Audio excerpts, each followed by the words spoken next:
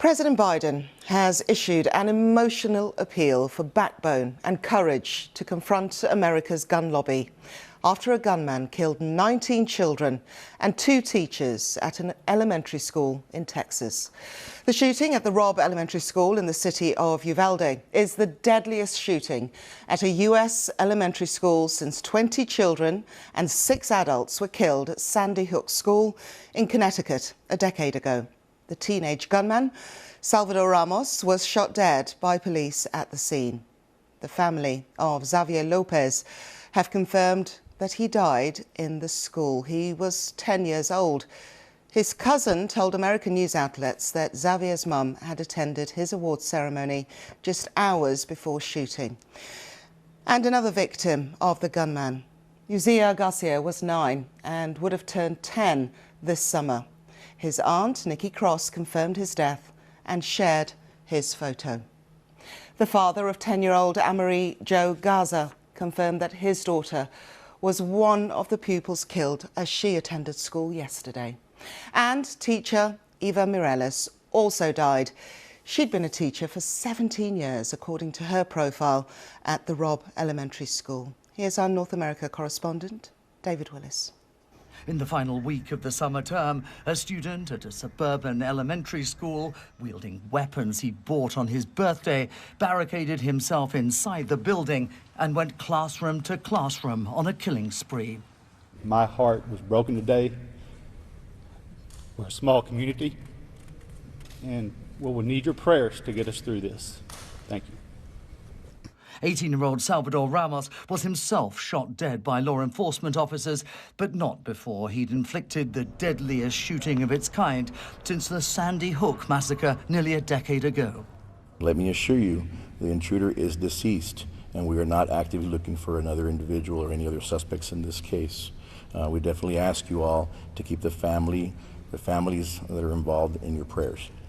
With flags lowered to half-mast at the White House and other public buildings as a mark of respect for the victims, President Biden declared himself sick and tired of the carnage caused by gun violence and called out one of the country's most powerful lobby groups.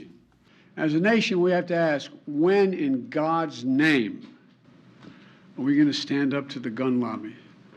When in God's name we do what we all know in our gut needs to be done? As word of the massacre spread, a senator representing the state in which the Sandy Hook massacre took place pleaded with his colleagues for tighter gun controls. But I'm here on this floor to beg, to literally get down on my hands and knees and beg my colleagues. Find a path forward here. Work with us to find a way to pass laws that make this less likely. Yet despite enjoying bipartisan support at the time, a bill that would have tightened America's gun laws in the wake of the Sandy Hook massacre failed to garner the votes it needed to pass into law. And there remain those who bitterly oppose any legislation that could compromise Americans' constitutional right to bear arms. You see Democrats and a lot of folks in the media whose immediate solution is to try to restrict the constitutional rights of law-abiding citizens. That doesn't work. It's not effective. It doesn't prevent crime. We know what does prevent crime, which is going after felons and fugitives and those with serious mental illness. The motive for this latest rampage still isn't known. Meanwhile, the National Rifle Association is due to hold its annual meeting in Texas this coming weekend. David Willis, BBC News. Well, as you heard in that film, President Joe Biden said it was time to stand up to America's gun lobby. His words drew on his own experience of grief. The president lost his first wife and young daughter in a car accident in 1972 and a son to cancer in 2015. Another massacre, Uvalde, Texas, an elementary school. Beautiful, innocent, second, third, fourth graders. And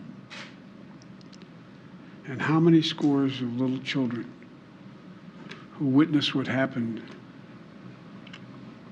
see their friends die, as if they're on a battlefield, for God's sake. To lose a child is like having a piece of your soul ripped away.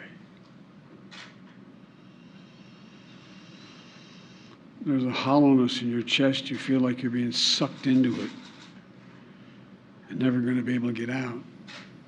Suffocating. And it's never quite the same. It's the feeling shared by the siblings and the grandparents and the family members and the community that's left behind. I am sick and tired of it. We have to act. And don't tell me we can't have an impact on this carnage. The idea that an 18-year-old kid can walk into a gun store and buy 2 assault weapons is just wrong. What in God's name do you need an assault weapon for except to kill someone? These kinds of mass shootings rarely happen anywhere else in the world. Why? They have mental health problems. They have domestic disputes in other countries. They have people who are lost. But these kinds of mass shootings never happen with the kind of frequency they happen in America. Why? Why are we willing to live with this carnage? Why do we keep letting this happen? Where in God's name is our backbone to have the courage to deal with it and stand up to the lobbies? It's time to turn this pain into action. For every parent, for every citizen in this country, we have to make it clear to every elected official in this country, it's time to act. It's time for those who obstruct or delay or block the common sense gun laws. We need to let you know that we will not forget. We can do so much more. We have to do more. That was President Biden speaking. Our North America editor, Sarah Smith, is in Uvalde. This is the community centre in Uvalde, where parents had to come to find out whether their children had been injured and taken to hospital or received the devastating news that they'd been killed. The young victims were all between 7 and 10 years old, and 2 of their teachers were shot as well. It is a profoundly shocking tragedy that at the same time is depressingly familiar in America. The gunman was an 18-year-old local high school student who's believed to have shot his grandmother before he then went to the school to attack it with a handgun and a semi-automatic rifle. In an emotional address from the White House, President Biden said he was sick and tired of these repeated mass shootings in America and that it was time to find the courage to change gun laws. But Democrats here have been trying and failing to do that for years. And in their response to this tragic shooting here in Texas, Republicans don't seem to be showing any signs at all of changing their opposition to making it harder for people to get hold of guns. They say it's not the guns that are the problem, you have to tackle the criminals and the felons. And the Attorney General here in Texas has even suggested that it would be arming teachers would be a better idea to try and prevent school shootings, making sure that teachers in the classroom had guns. So it seems very unlikely that there will be any major change in the law here or any agreement over gun control as a result of this shooting here. That was our North America editor, Sarah Smith there.